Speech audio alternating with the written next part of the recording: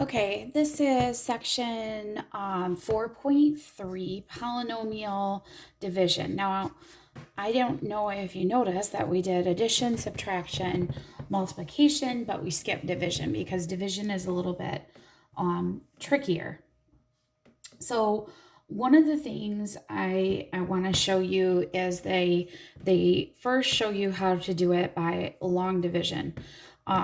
This to me is not a big deal because long division was really pounded into my head when I was in school. So if I have x cubed minus x squared minus 2x, sorry, that's an x, plus 8 divided by x minus 1, here's how you would set it up. And I'm going to show you this, but I'm also going to show you a much quicker way. But I want to show you this just so that maybe you can appreciate the way I'm going to show you, okay? Okay, so what you would normally do is you would take our first letter here and you'd say x. X times what would give me x cubed? Well, that would be x squared, okay? And you put that on the top. But you have to do this. In order to do this, you have to go x times x squared is x cubed, right? But you also have a minus 1, so you need to go x squared times negative 1 gives you a negative x squared. Now, do you remember what you have to do when you divide? Now you subtract. So if I'm subtracting, I would subtract this, but then this negative turns to a positive.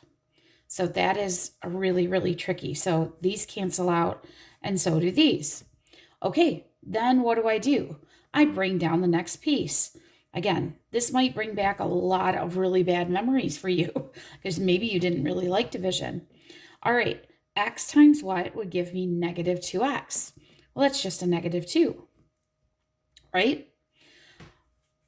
X times a negative 2 is negative 2x, and a negative 2 times a negative 1 is a positive 2.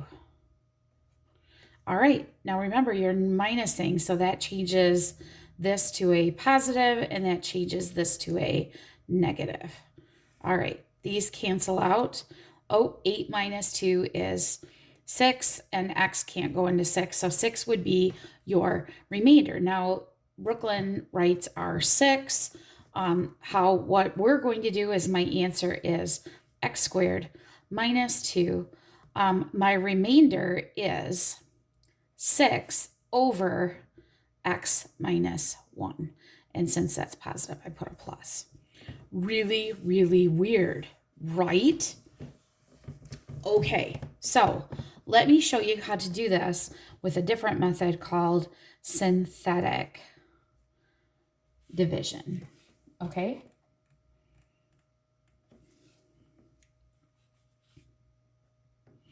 All right, so we still have the same thing. So I'm going to put, number 1, you need to make sure that you have these in descending order, and you put those across the top, okay? And in fact, all I'm going to do is I'm going to put the coefficients across the top. So I'm going to put a 1, negative 1, negative 2, and 8. One of the biggest things here is if you skip, you have to have a placeholder 0. If you see how it goes x cubed, squared, this would be x to the first, and then 8. Over here, we're dividing by x minus 1, right? Okay, so you need to put over here what this would equal to if it's equal to 0. So add 1, so x is equal to 1. Remember, it's opposite of what you think. Okay, so what we're going to do, so this big piece right here is the tricky part where you have to think opposite. Remember, we always think opposite of what we see. So the first step, take it, set it equal to 0, solve, and you always will get the opposite. So you have to think opposite, okay? That number goes in front. Do I put a box around it? I do, okay? So are you ready? I'm going to color code this to make it kind of easier for you. So the first step that you have to do is you have to bring the first coefficient down, okay? And you leave it alone. Got it?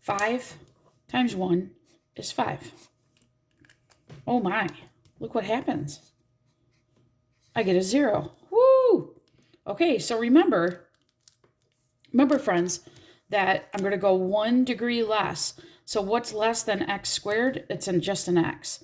So my answer is 3x plus 1. And guess what? I have a remainder of 0. So that means that this is a 0. Okay, so if you were to graph this on your graphing calculator, you would actually pass through 1, 2, 3, 4, 5. 5, you'd actually pass through 5. Okay, this is a parabola. It points up, or it goes this way, whatever, but it goes through that. Okay, questions on that? All right, this is going to take some time to get used to it, but this is a great introduction for you. Thanks.